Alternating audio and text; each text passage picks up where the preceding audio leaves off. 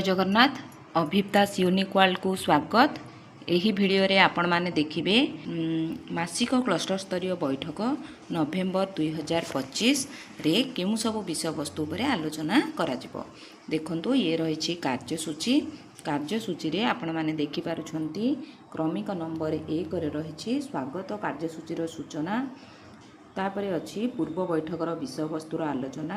3 number point अच्छी नवेम्बर मासर शैक्षिक calendar जहाँकि शिशु बाटिका प्रथम द्वितीय तृतीय श्रेणी पर रही। 4 नंबर रही श्रेणी परिचालना बहुश्रेणी उपर रही भाषा और संख्या ज्ञानर पाठटिका एवं शिक्षकों गतिविधि योजना प्रस्तुति एवं उपस्थापना। तापर मध्याह्न भोजन विरति। 5 नंबर पॉइंट रही विद्यालय परिदर्शन और आलोचना। तापर 6 नंबर रही जिला भित्तिक शैक्षिक आलोचना जहाँकि शिक्षण सोपान रेजिस्टर उपर रही। 7 नंबर पॉइंट रही आमर सीआरसीसी विद्यालय परिदर्शन और शैक्षिक सहायता जहाँकि नुआ विषय वस्तु गोटे रही। 8 नंबर पॉइंट अच्छी निपुण विद्यालय ये भी नुआ रही। 9 नंबर रही SOP teacher and student attendance यही विषयटी नुआ रही। 10 नंबर रही संक्षेपण। चलतु वर्तमान आम विस्तृत भाव आलोचना करवा। देखंतु 1 नंबर पॉइंट रही आमर पूर्व बैठक विषय वस्तुर आलोचना।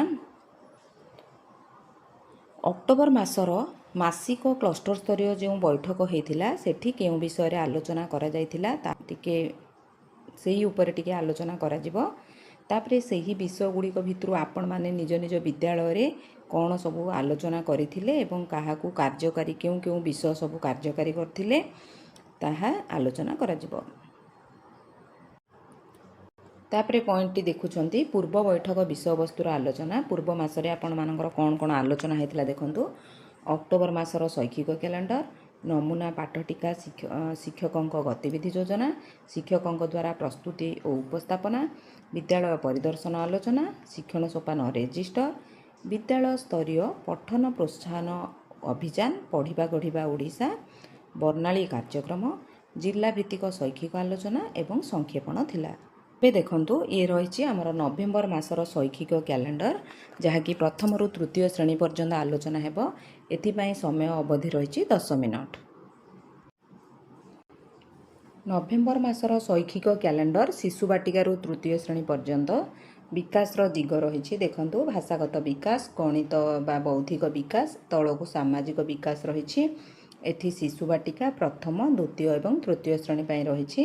ये रही शिक्षण कार्य सबू एवं कौन कौन शिक्षण सामग्री आपण माने व्यवहार करेंगे। तापरे शिक्षण फलाफल भाषार एठी मध्य गणितर शिक्षण फलाफल शिक्षण कार्य शिक्षण सामग्री आपण माने शिशु बाटिकार तृतीय श्रेणी पर्यंत कौन कौन सबू व्यवहार करेंगे। एठी रही सामाजिक आवेगिक नैतिक विकास तार शिक्षण फलाफल शिक्षण कार्य एसबू रही शिक्षण सामग्री जहाँकि शिशु बाटिकार तृतीय श्रेणी पर्यंत। सेहीपरि शिशु बाटिकार शारीरिक विकास शिक्षण फलाफल शिक्षण कार्य शिक्षण सामग्री कला सौंदर्य सृजनात्मक विकास शिक्षण फलाफल शिक्षण कार्य शिक्षण सामग्री यह शिशु बाटिकार तृतीय श्रेणी पर्यंत रही। देखो तृतीय श्रेणी शिशु बाटिकार तृतीय श्रेणी पर्यंत शिक्षण फलाफल कौन अच्छी यही शिक्षण फलाफल नहीं आपण भाषा एवं गणितर श्रेणी परिचालना किपरि सहजना करिवे। तापरे एठी देखुछंती शिक्षक मानक द्वारा बहुश्रेणी पाठटिका शिक्षकों गतिविधि योजना प्रस्तुति एवं उपस्थापन हेबो। 4टी दल गठन करा जिवो। दलगत कार्य पई 40 मिनिट समय रहिबो। प्रस्तुति समय रही 40 मिनिट। सेठी आमे कौन कौन प्रस्तुति करिबा देखंतु।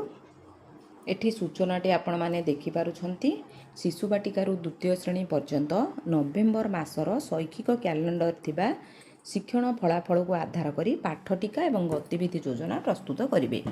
तेणु आपण माने देखिले आमर शिशु बाटिकार द्वितीय श्रेणी आमर शैक्षिक कैलेंडर को देखिकी नवेम्बर मासर पाठ योजना प्रस्तुति करा जिवो। दल गठन करी पाठटिका एवं गतिविधि योजना प्रस्तुत करी उपस्थापन करिवे। दलगत उपस्थापना माई 20 इंटू जेहेतु 4टी दल 80 मिनिट समय दिज्व एवं संक्षेपण पर 10 मिनिट समय दिज्व। शिक्षकों द्वारा जो श्रेणी पाठटिका गतिविधि योजना प्रस्तुत होगी उपस्थापन है 20 मिनिट लेखाएं भाषार 20 ମିନିଟ୍, ଦୁଇଟି ଦଳ ପାଇଁ 40 ମିନିଟ୍। ତାପରେ ସେଠି କିଛି ପ୍ରଶ୍ନ ଆଲୋଚନା କରାଯିବ। ନା ଏ ପାଠ ଟୀକାଟି କେଉଁ ଶ୍ରେଣୀ ପାଇଁ ପ୍ରଯୁଜ୍ୟ, ମାନେ କେଉଁ ଉଦ୍ଦେଶ୍ୟ ଶିକ୍ଷଣ ଉଦ୍ଦେଶ୍ୟ ରହିଛି, କେଉଁ ପନ୍ଥା ଅବଲମ୍ବନ କରାଗଲା, ଭାଷାର ମୌଖିକ ଭାଷା ବିକାଶ, ଡିକୋଡ଼ିଂ, ପଠନ ଲିଖନ, 4 ଖଣ୍ଡୀୟ ରୂପରେଖ ରହିଛି, ତାକୁ ସେଇ ସବୁ ହୋଇଥିଲା ନା ନାହିଁ, ସେଠି କେଉଁ ଶିକ୍ଷଣ ସାମଗ୍ରୀ ବ୍ୟବହାର କରାଯାଇଥିଲା, ଲିଖନ ଦକ୍ଷତାର ବିକାଶ ପାଇଁ କି ପ୍ରକାର ସୁଯୋଗ ରହିଛି। ଶ୍ରେଣୀ ପରିଚାଳନା ସମୟରେ ପ୍ରତ୍ୟେକ ପିଲା ଅଂଶଗ୍ରହଣ ପାଇଁ ଶିକ୍ଷକ ଶିକ୍ଷୟିତ୍ରୀ କ'ଣ ପଦକ୍ଷେପ ନେଇଥିଲେ, ତାପରେ ମାନ ନିର୍ଦ୍ଧାରଣର ସୁଯୋଗ ଥିଲା କି, ତାପରେ ଶିକ୍ଷକ ଶିକ୍ଷୟିତ୍ରୀ ଗତିବିଧି ଯୋଜନା କିପରି ଥିଲା, ନ୍ୟସ୍ତ କାର୍ଯ୍ୟକୁ ଶୀଘ୍ର ଯେଉଁମାନେ ଶେଷ କରିଦେଉଥିଲେ ତାଙ୍କ ପାଇଁ କ'ଣ ଅତିରିକ୍ତ କାର୍ଯ୍ୟ ରଖାଯାଇଥିଲା, ବହୁଶ୍ରେଣୀ ପରିଚାଳନା ପାଇଁ ପାଠ ଟୀକା ପ୍ରସ୍ତୁତି ପୂର୍ବରୁ ଶିକ୍ଷକ ଶିକ୍ଷୟିତ୍ରୀ କ'ଣ ଦିଗ ଉପରେ ଧ୍ୟାନ ଦେବା ଆବଶ୍ୟକ। ଆପଣମାନେ ଦେଖୁଥିଲେ ଭାଷାର, ବର୍ତ୍ତମାନ ଇଏ ରହିଛି ଗଣିତର। ଦୁଇଟି ଦଳ 20 ଦୁଗୁଣେ 40 ମିନିଟ୍ ସମୟ ନିଆଯାଇଛି। ସେହିପରି ଏହି ପାଠ ଟୀକାଟି ଗଣିତର କେଉଁ ଶ୍ରେଣୀ ପାଇଁ ପ୍ରଯୁଜ୍ୟ ଥିଲା, ଶିକ୍ଷଣ ଉଦ୍ଦେଶ୍ୟ କ'ଣ ଥିଲା, କେଉଁ ସବୁ ସୋପାନ ଥିଲା, ମାନେ CRA ମେଥଡ଼ ଯେଉଁ ସ୍ଥୂଳ, ଚିତ୍ରିତ ଏବଂ ଅମୂର୍ତ୍ତ ପର୍ଯ୍ୟାୟରେ ତାହା କରାଯାଇଥିଲା ନା ନାହିଁ। ତାପରେ ଦେଖନ୍ତୁ ନ୍ୟସ୍ତ କାର୍ଯ୍ୟକୁ ଯେଉଁ ପିଲା ସବୁ ଶୀଘ୍ର ଶେଷ କରିଦେଉଥିଲେ ତାଙ୍କ ପାଇଁ କ'ଣ ଅତିରିକ୍ତ କାର୍ଯ୍ୟ ରଖାଯାଇଥିଲା। ତାପରେ ରହିଲା ଦେଖନ୍ତୁ କେଉଁ ସବୁ କୌଶଳ ଅବଲମ୍ବନ କରାଯାଇଥିଲା। ତାପରେ ଅଛି ଶିକ୍ଷାର୍ଥୀଙ୍କର ଅଂଶଗ୍ରହଣ ପାଇଁ କେଉଁ ସବୁ ପଦକ୍ଷେପ ଶିକ୍ଷକ ନେଇଥିଲେ, ଆଉ ଏକ୍ସଟ୍ରା କ'ଣ ନେଇ ହେଇପାରନ୍ତା। ତାପରେ ଶିକ୍ଷକ ଶିକ୍ଷୟିତ୍ରୀଙ୍କ ଗତିବିଧି ଯୋଜନା କିପରି ଥିଲା, କେଉଁ ସବୁ ପଦକ୍ଷେପ ଆଉ ନିଆଯାଇପାରିବ ଶିକ୍ଷଣ କୌଶଳ ହାସଲ ପାଇଁ। ପାଠ ଟୀକା ପ୍ରସ୍ତୁତ ପୂର୍ବରୁ ଶିକ୍ଷକ ଶିକ୍ଷୟିତ୍ରୀ କେଉଁ ଦିଗ ଉପରେ ଧ୍ୟାନ ଦେବା ଆବଶ୍ୟକ। ତାପରେ ପୁଣି 10 ମିନିଟ୍ ରହିବ ସଂକ୍ଷେପଣ। ପାଠ ଟୀକା ପ୍ରସ୍ତୁତି ଆଉ ବହୁଶ୍ରେଣୀ ପରିଚାଳନାରେ ପ୍ରଧାନ ଶିକ୍ଷକଙ୍କ ଭୂମିକା କ'ଣ ହେବା ଉଚିତ ତା ଉପରେ ଆଲୋଚନା କରାଯିବ। ତାପରେ ଆଉ ଗୋଟିଏ ପଏଣ୍ଟ ରହିଲା ଆମର ବିଦ୍ୟାଳୟ ପରିଦର୍ଶନ ଆଲୋଚନା। 20 ମିନିଟ୍ର ସମୟ ରହିଛି। ଏହି ଯେଉଁ ଆପଣମାନେ ଲିଙ୍କଟି ଦେଖୁଛନ୍ତି ସେଠି କେତେ ଗୁଡ଼ିଏ ଚେକ୍ଲିଷ୍ଟ ରହିଛି। ସେହି ଚେକ୍ଲିଷ୍ଟ ଆଧାରରେ ପର୍ଯ୍ୟବେକ୍ଷଣ କରାଯିବ। ବିଦ୍ୟାଳୟର ଭୌତିକ ଶୈକ୍ଷିକ ପରିବେଶ ସମ୍ପର୍କିତ କ'ଣ ଆପଣମାନଙ୍କୁ ଭଲ ଲାଗିଲା, ଶିଶୁ ବାଟିକା ପିଲାଙ୍କ ପାଇଁ କ'ଣ ବ୍ୟବସ୍ଥା ରହିଛି, ଶିକ୍ଷଣ ସାମଗ୍ରୀ ସବୁ କ'ଣ ରହିଛି, ବିଦ୍ୟାଳୟ ପରିଦର୍ଶନ ସମୟରେ କ'ଣ ଆପଣଙ୍କୁ ଭଲ ଲାଗିଲା ଏବଂ ଆପଣ କେଉଁ ବିଷୟଟିକୁ ନିଜ ବିଦ୍ୟାଳୟରେ କାର୍ଯ୍ୟକାରୀ କରିବେ, ଏହା ପ୍ରଧାନ ଶିକ୍ଷକ କହିବେ। ତାପରେ ଶୈକ୍ଷିକ ବାତାବରଣ ଯେଉଁ ରହିଛି ବିଦ୍ୟାଳୟର ତା'ର ଉନ୍ନତି ପାଇଁ ସମସ୍ତେ ମତାମତ ଦେବେ। ତାପରେ ରହିଛି ଦେଖନ୍ତୁ ଜିଲ୍ଲା ବା କ୍ଲଷ୍ଟର ଭିତ୍ତିକ ଶୈକ୍ଷିକ ଆଲୋଚନାରେ ଏଥର ନିଆଯାଇଛି ଶିକ୍ଷଣ ସୋପାନ ରେଜିଷ୍ଟର। ଏଠି ଲିଙ୍କ ଦେଇଛି ଯାହାକି ଗ୍ରେଡ୍ 1, ଗ୍ରେଡ୍ 2, ଗ୍ରେଡ୍ 3 ପାଇଁ। ଏଠି କିଛି ପ୍ରଶ୍ନ ଦେଇଛି ଆପଣମାନେ ଦେଖିପାରୁଛନ୍ତି। କ'ଣ ରହିଛି ପ୍ରଶ୍ନ ଗୁଡ଼ିକ ଚାଲନ୍ତୁ ଦେଖିବା। ନା ଅକ୍ଟୋବର ମାସର ପିଲାମାନଙ୍କର ଶିକ୍ଷଣ ଫଳାଫଳକୁ କିପରି ଲିପିବଦ୍ଧ ଆପଣମାନେ କଲେ ତାହା ଆଲୋଚନା କରାଯିବ। ତାପରେ ପ୍ରଥମ, ଦ୍ୱିତୀୟ, ତୃତୀୟ ଶ୍ରେଣୀର ଭାଷା ଗଣିତରେ କେତେଜଣ ଶିକ୍ଷାର୍ଥୀ ଷ୍ଟାର ପ୍ରତୀକରେ ରହିଛନ୍ତି, କେତେଜଣ ପ୍ଲସ୍ରେ ରହିଛନ୍ତି, କେତେଜଣ ଭାଷା ଓ ଗଣିତର ଦକ୍ଷତା ହାସଲରେ ଆମର ରେଡ୍ ଟ୍ରାଇଙ୍ଗଲରେ ରହିଛନ୍ତି ଏବଂ ପ୍ରତି ସ୍ତରରେ ଯେଉଁ ଶିକ୍ଷାର୍ଥୀମାନେ ରହିଲେ ସେମାନଙ୍କର ଅଭିବୃଦ୍ଧି ପାଇଁ କ'ଣ ସବୁ ପଦକ୍ଷେପ ନିଆଯିବ। ଏଠି ଦେଖନ୍ତୁ ଇଏ ନୂଆ ପୁରା ରହିଛି CRCCଙ୍କର ବିଦ୍ୟାଳୟ ପରିଦର୍ଶନ ଏବଂ ଶୈକ୍ଷିକ ସହାୟତା, ଯାହାକି ଯେଉଁ ଶୈକ୍ଷିକ ସହାୟତା ଲେଖା ହୋଇଛି ଏହାର ଉଦ୍ଦେଶ୍ୟ କ'ଣ ନା ଶ୍ରେଣୀ କାର୍ଯ୍ୟ ପର୍ଯ୍ୟବେକ୍ଷଣ କରିବା ଏବଂ ଫଳପ୍ରଦ ଶିକ୍ଷାଦାନ ପ୍ରକ୍ରିୟାର ବ୍ୟବହାରକୁ ପ୍ରୋତ୍ସାହିତ କରିବା, ପ୍ରତ୍ୟେକ ଶିକ୍ଷାର୍ଥୀଙ୍କ ଶୈକ୍ଷିକ ପ୍ରଗତିକୁ ନିଶ୍ଚିତ କରିବା, ଶ୍ରେଣୀ ଗୃହରେ ଯେଉଁ ଅଭିନବ ଏବଂ ଆକର୍ଷଣୀୟ ଶିକ୍ଷଣ କାର୍ଯ୍ୟ କରିବା, ଏଥିନିମନ୍ତେ ଶିକ୍ଷକଙ୍କୁ ସହାୟତା କରିବା ରହିଛି ଶୈକ୍ଷିକ ସହାୟତାର ଉଦ୍ଦେଶ୍ୟ।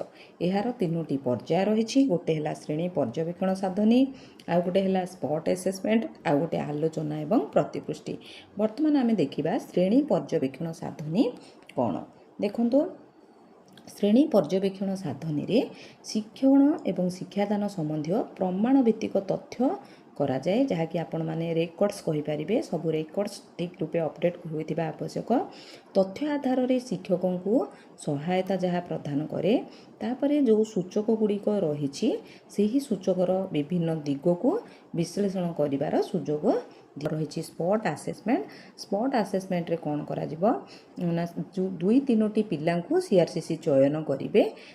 ସେମାନଙ୍କର ଶିକ୍ଷଣ ସ୍ତର ଜାଣିବା ପାଇଁ ସ୍ପଟ୍ ଆସେସମେଣ୍ଟ କରାଯିବ, ଯାହାକି ରାଜ୍ୟ ସରକାରଙ୍କ ଦ୍ୱାରା ପ୍ରଦତ୍ତ। କୋବୋ ଟୁଲ୍ ମାଧ୍ୟମରେ କରାଯାଏ।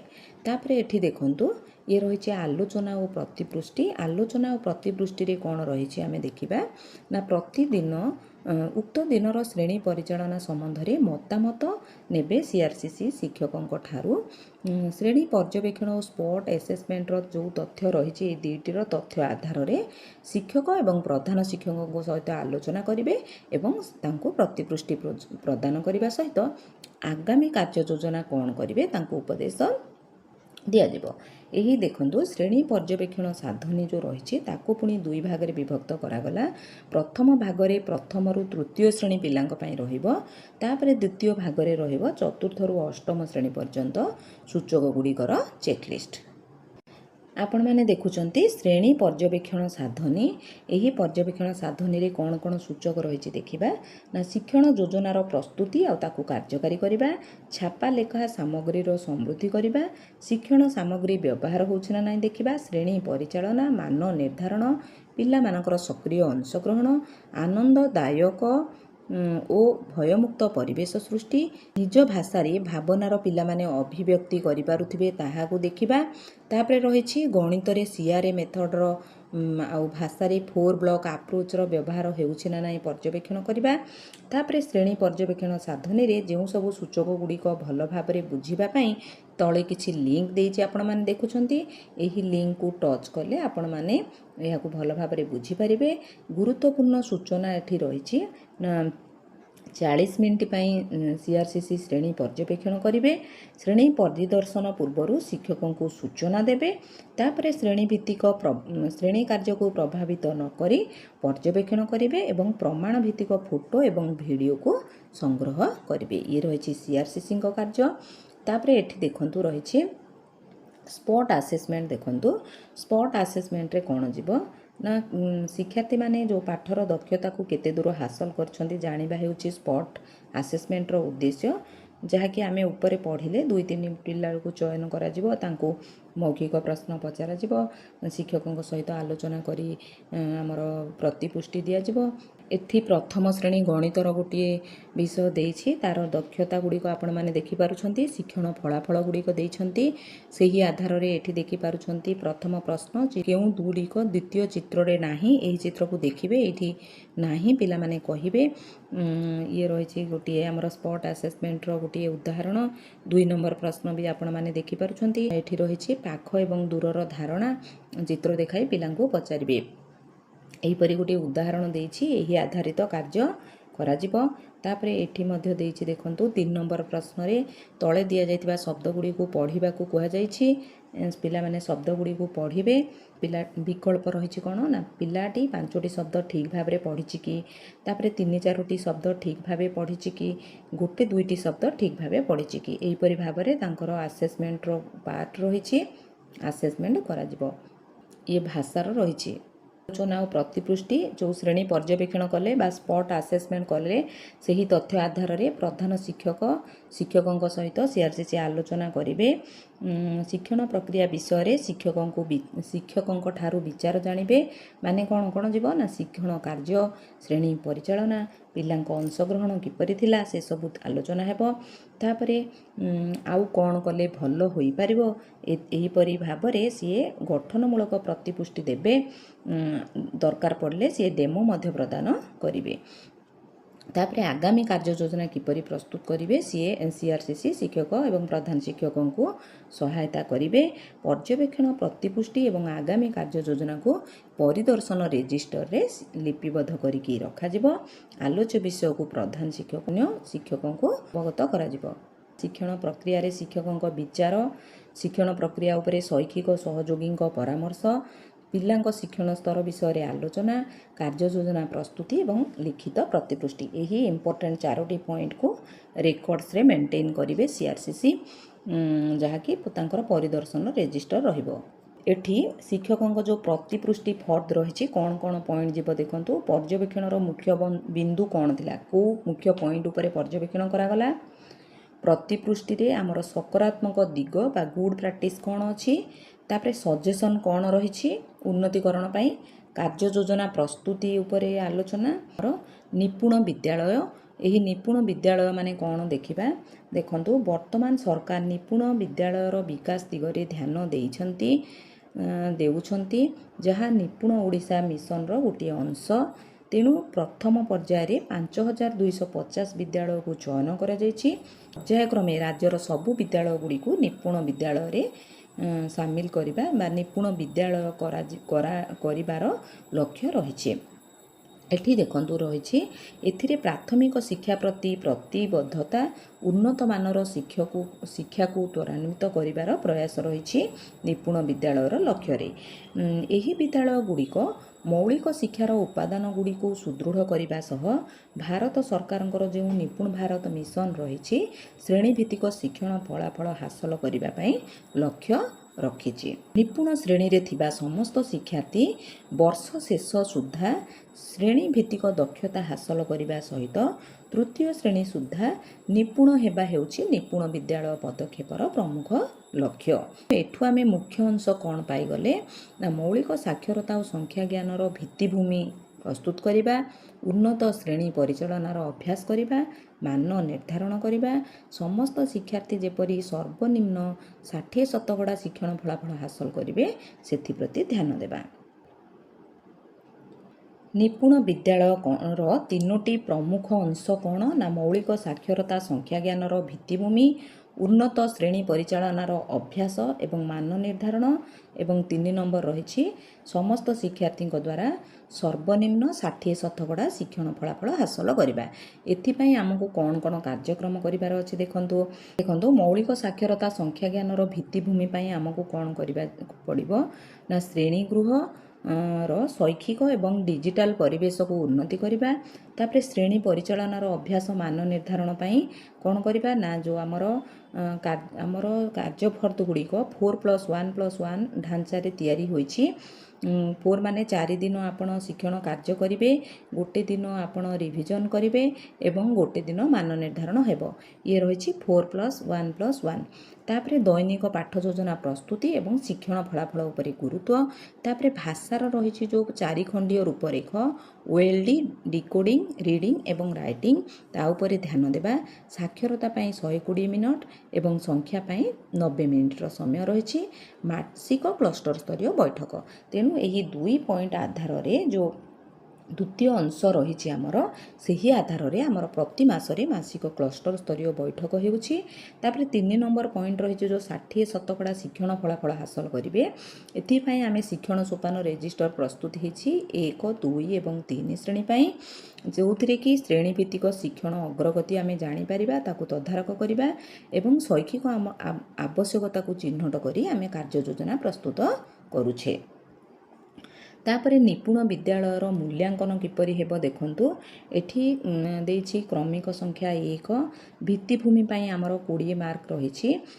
20 ମାର୍କରେ କ'ଣ କ'ଣ ଯିବ ନା, FLN ଅନୁରୂପ ଶ୍ରେଣୀଗୃହର ଭିତ୍ତିଭୂମି ଅଛି ନା ନାହିଁ, ସେଠି କ'ଣ ଯିବ ନା, ଆଲୋକ ବାୟୁ ଚଳାଚଳ ହେଉଛି ନା ନାହିଁ, ପିଲାମାନେ ବସିବାର ବ୍ୟବସ୍ଥା ରହିଛି ନା ନାହିଁ, ଶିକ୍ଷଣ କୋଣ ଅଛି ନା ନାହିଁ, ଡିଜିଟାଲ ଭିତ୍ତିଭୂମି ଅଛି ନା ନାହିଁ। ଏଥିସହିତ ରହିଛି ଶୌଚାଳୟ ପାନୀୟ ଜଳର ଉପଲବ୍ଧତା ଅଛି ନା ନାହିଁ ଏବଂ ସେଗୁଡ଼ିକ କାର୍ଯ୍ୟକ୍ଷମତା ଅଛି ନା ନାହିଁ। ଏଥିପାଇଁ ରହିଛି ଆମର 20 ମାର୍କ। ତାପରେ ରହିଲା 2 ନମ୍ବରରେ ଶୈକ୍ଷିକ କାର୍ଯ୍ୟାନ୍ୱୟନ ପାଇଁ ରହିଛି 35 ମାର୍କ, ମୋଟ ହେଉଛି 100 ମାର୍କ। 35 ମାର୍କରେ କ'ଣ ଯିବ ନା, ବିଦ୍ୟାଳୟରେ ନିପୁଣ ଅଭ୍ୟାସ ହେଉଛି ନା ନାହିଁ, SCRTର ପନ୍ଥା ଅନୁଯାୟୀ ଶିକ୍ଷାଦାନ ହେଉଛି ନା ନାହିଁ, ତାପରେ ବିଦ୍ୟାଳୟ ଭିତ୍ତିକ ସମର୍ଥନ ହେଉଛି ନା ନାହିଁ, ଗୋଷ୍ଠୀର ସହଭାଗିତା ଅଛି ନା ନାହିଁ, ମାନେ SMC ଆଉ PTA ବୈଠକ ହେଉଛି ନା ନାହିଁ, ସେଠି ଏ ବିଷୟରେ ଆଲୋଚନା ହେଉଛି ନା ନାହିଁ। ଏଥି ରହିଛି 35 ମାର୍କ। ତାପରେ ରହିଛି ଦେଖନ୍ତୁ 3 ନମ୍ବର ପଏଣ୍ଟରେ 45 ମାର୍କ ରହିଛି, ଯାହାକି ଶିକ୍ଷଣ ଫଳାଫଳ ଉପରେ ରହିଛି 45 ମାର୍କ। ଏଠି ଶିକ୍ଷାର୍ଥୀଙ୍କ ଯେଉଁ ସ୍ପଟ ଆକଳନ ହେବ, ପଠନ ଦକ୍ଷତା, ଲିଖନ ଦକ୍ଷତା, ସଂଖ୍ୟାଜ୍ଞାନ ଦକ୍ଷତା, ଶୈକ୍ଷିକ ପ୍ରଦର୍ଶନ ଉପରେ ଆଲୋଚନା ହେବ। ତାପରେ ଶିକ୍ଷଣ ଫଳାଫଳର ଉପଲବ୍ଧି ଉପରେ ଆଲୋଚନା କରାଯିବ। ଏଥିପାଇଁ ଯଦି ପିଲାମାନେ ୱିକ୍ ରହିଛନ୍ତି, ଦକ୍ଷତା ହାସଲ କରିପାରିନାହାନ୍ତି, ସେମାନଙ୍କ ପାଇଁ ପ୍ରତିକାରାତ୍ମକ ପଦକ୍ଷେପ ନିଆଯିବ। ଏଠି ଶିକ୍ଷଣରେ କେଉଁଠି ତ୍ରୁଟି ରହୁଛି ତାକୁ ଚିହ୍ନଟ କରିବା, ତାକୁ ପ୍ରତିକାର ବ୍ୟବସ୍ଥା କରି ପ୍ରୟୋଗ କରିବା, ତାପରେ ପୁଣି ପ୍ରଗତି ହୋଇଛି ନା ନାହିଁ ଅନୁଧ୍ୟାନ କରିବା ଏବଂ ମତାମତ ଦେବା ଏବଂ ଅନୁଧ୍ୟାନ କରିବା। ମୋଟ ରହିଲା 100 ମାର୍କ। सीआरसीसी को भूमिका कौन रहिबो एई कार्य पई एचएम मानकर भूमिका कौन रहिबो ताहा उपरे रहिछि। एबे देखंतु गोटे नुआ विषय वस्तु जहाँकि रही यूएएस जहाँकि रही यूनिफाइड ऑटोमेशन सिस्टम एठी एम्प्लॉय मानकर प्रोफाइल अपडेशन एवं वैलिडेशन रो विभिन्न माने स्टेप्स गुड़ाक एठी देइछि। तापरे student profile updation and validation रो स्टेप्स गुड़ाक ये रही एठी रही शिफ्ट एलोकेशन केमिति हबो तार स्टेप्स रही जहाँकि आपण मानकर ब्लॉक लेवल रे मीटिंग होइथिला। मीटिंग रे ए सब विषय रे ऑलरेडी डिस्कशन होइथिला एवं एहा विषय रे हमरो एमसीएम रे मध्ये डिस्कशन हेबो। एठी एसएमई रो मोबाइल ऐप डाउनलोड करी स्टूडेंट अटेंडेंस किपरि करा जिवो ताहार स्टेप्स देछि। शिक्षक शिक्षयित्री को भूमिका कोन रहिछि तार किछि स्टेप्स रहिछि। तापरे हेल्प डेस्क अछि। हेल्प डेस्क रो किछि मध्ये इम्पोर्टेंट स्टेप रही आपण मैंने जदि जापर ना हेल्प डेस्क रो सहायता नहीं पारे।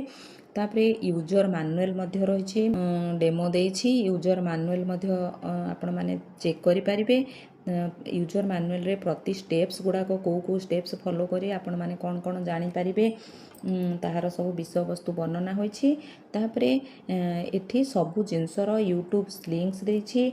आपण वेब एप्लिकेशन किपरि लॉगिन करिवे, मोबाइल ऐप किपरि लॉगिन करिवे, पासवर्ड किपरि रिसेट करिवे, विभिन्न जो हमरो यूएस पोर्टल रे एक्टिविटीज गुड़ाक रही प्रति एक्टिविटीज गुड़ाक किपरि आपण माने फॉलो करिवे, किपरि आपण माने कार्यकारी करि पारिबे एहार सब लिंक्स गुड़ाक एठी देछि। आपण माने ई लिंक को टच करी आपण मानकर जो विषय गुड़िक डाउट्स थाए क्लियर करि पारिबे। तापरे शेष रे 15 मिनिट रहिबो संक्षेपण पई। संक्षेपण रे को विषय रे आलोचना करा जायतिला एमसीएम रे ताहा कुहा जिवो। तापरे आपण को एहा किपरि सहाय्य कला कहिबे, केउ तीनोटी कथा आपण को विद्यालय रे कार्यकारी करिवे आपण माने कहिबे। एहीपरि भाबरे सीआरसीसी माने प्रति विद्यालयर प्रतिक्रिया गुड़ी को रेकर्ड करिवे एवं विद्यालय परिदर्शन समय रे से गुड़ी को निश्चित करिवे से सब कार्यकारी होइछि ना नाही। तेणु आपण माने देखुथिले पंचम क्लस्टर स्तरीय बैठक जहाँकि नवेम्बर मासरे आपणकर हबाकू जाउछि।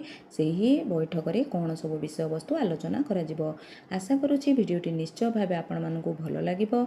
जदि मो भिडियोटी आपण मानकू भलो लागिछि बोली भाबुथांती दया करी भिडियो को लाइक करिवे, शिक्षक बंधु मानकू शेयर करिवे, मतामत कमेंट माध्यम रे देबे।